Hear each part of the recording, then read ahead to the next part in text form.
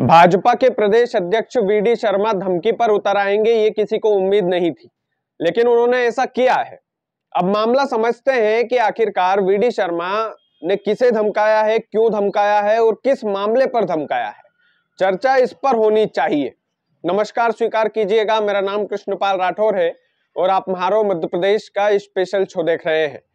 दरअसल वीडी शर्मा इन दिनों जगह जगह पर जाते हैं तो प्रेस कॉन्फ्रेंस करते हैं। एक नेता का धर्म भी होता है कि वो प्रेस कॉन्फ्रेंस करे, लेकिन प्रेस कॉन्फ्रेंस करने के दौरान वो किसी को धमकाने लग जाए, किसी को समझाइश देने लग जाए और वो समझाइश धमकी की ओर इशारा करे कि समझाइश नहीं है, तो भाई साहब आप धमकी दे रहे हैं सीधे तौर पर। और वीडी शर्मा ने मीडिया कर्मियों से बातचीत के दौरान जीतू पटवारी को कुछ ऐसे शब्द बोले हैं जो सीधे सीधे धमकी में काउंट होंगे।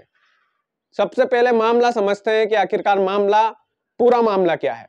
संसद भवन का वो वीडियो क्लिप आपने जरूर देखा होगा, जिसमें अमित शाह जो है अंबेडकर अंबेडकर अंबेडकर अंबेडकर, एक नया ट्रेंड चला है। इतना नाम अगर भगवान का जप लेते तो फिर उन्हें स्वर्ग की प्राप्ति हो जाती।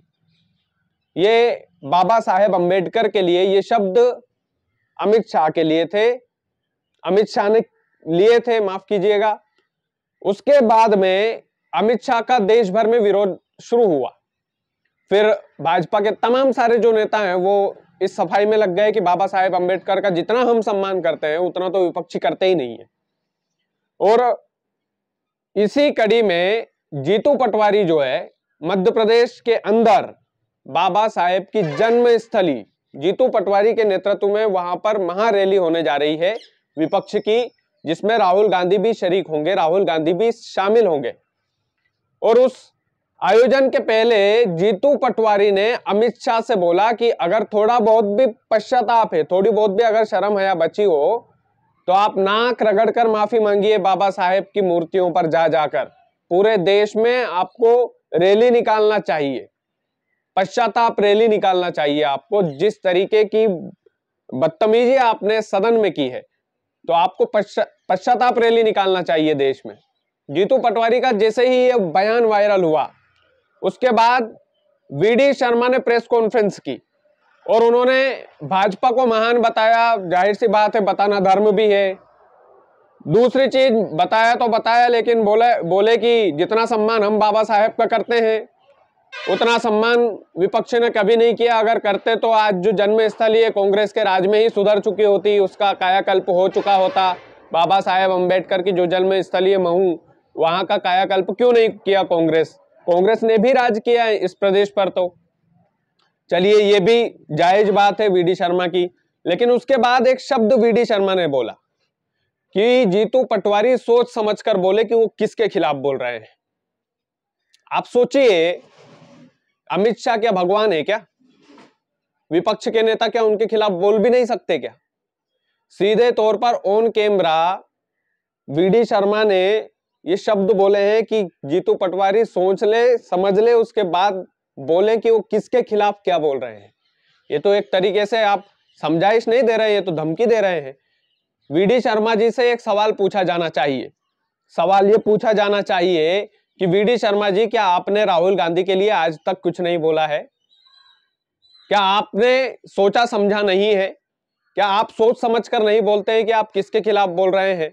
और क्या आप दायरा बांधेंगे कि कोई भी व्यक्ति राष्ट्रीय स्तर के नेता के खिलाफ नहीं बोल सकता? प्रदेश के अध्यक्ष हैं जीतू पटवारी, और वो किसी के और वो बयान के ऊपर तो वो हमला बोलेंगे ही, क्योंकि वो साउंड ठीक नहीं कर रहा था। अमित शाह जी जिस तरीके से बोल रहे थे अंबेडकर अंबेडकर अंबेडकर अंबेडकर, एक नया फैशन चला है, ये वाले शब्द थे। तो क्या वो प्रदेश के अध्यक्ष हैं जीतू पटवारी, इसलिए राष्ट्रीय स्तर के नेता के खिलाफ वो कुछ नहीं बोल सकते, चाहे राष्ट्रीय स्तर का नेता कितना ही गलत हो? और क्या आपने वीडी शर्मा जी कभी राहुल गांधी के लिए कुछ नहीं बोला है? आपके सैकड़ों वीडियो मिल जाएंगे जिसमें राहुल गांधी को आप सीधे तंज कसते हुए, उनका मजाक बनाते हुए आप देखे जा रहे हैं। यहां तो उन्होंने जायज बात बोली है कि भैया आपने सदन में देश के सामने बाबा साहेब अंबेडकर को अपमानित किया है, तो आप नाक रगड़कर माफी मांगिए और पश्चाताप रैली निकालिए, अपनी गलती को स्वीकार कीजिए। लेकिन यहाँ दिक्कत ये है कि भाजपा गलती को स्वीकार करने को ही तैयार नहीं है। वो ये साबित करने में लगी हुई है कि हम जितना सम्मान करते हैं बाबा साहेब अम्बेडकर का, उतना सम्मान तो विपक्ष ने कभी किया ही नहीं। वो सम्मान तो देखा है, पूरे देश ने देखा है, सदन में देखा है कि कितना सम्मान आप बाबा साहेब अम्बेडकर का करते हैं।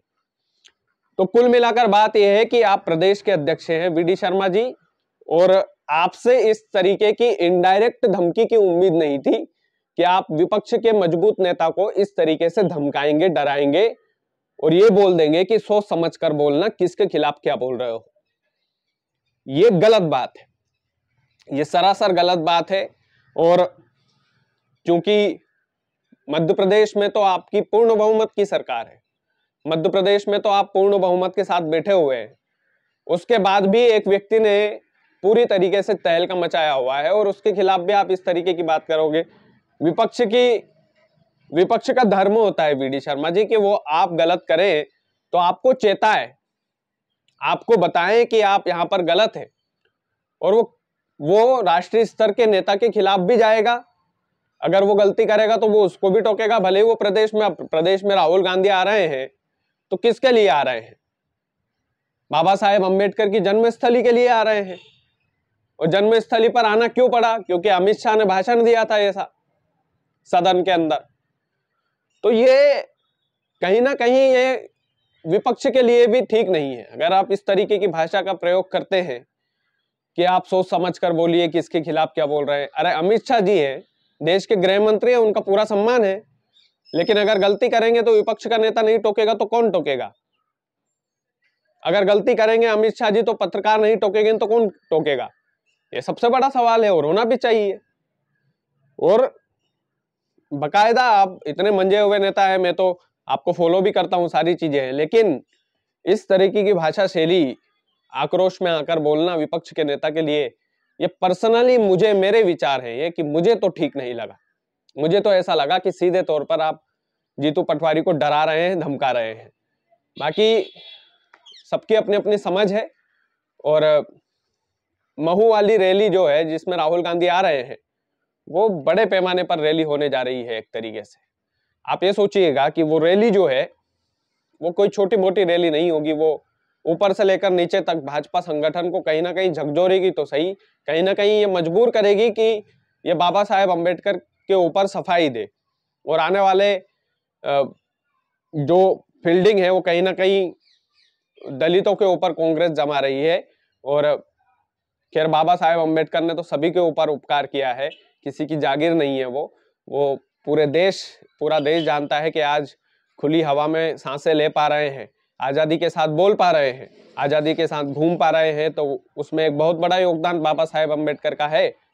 लेकिन बाबा साहेब अम्बेडकर पर जिस तरीके से राजनीति हो रही है वो इस ओर दर्शाती है कि आने वाला समय जो है वो इसीलिए है कि सारे मुद्दे एक तरफ, बाबा साहेब अम्बेडकर एक तरफ। बाकी आप वीडियो को ज़्यादा से ज़्यादा शेयर कीजिएगा। चैनल यदि आपने सब्सक्राइब नहीं किया है तो प्लीज़ कर लीजिएगा। बहुत बहुत धन्यवाद।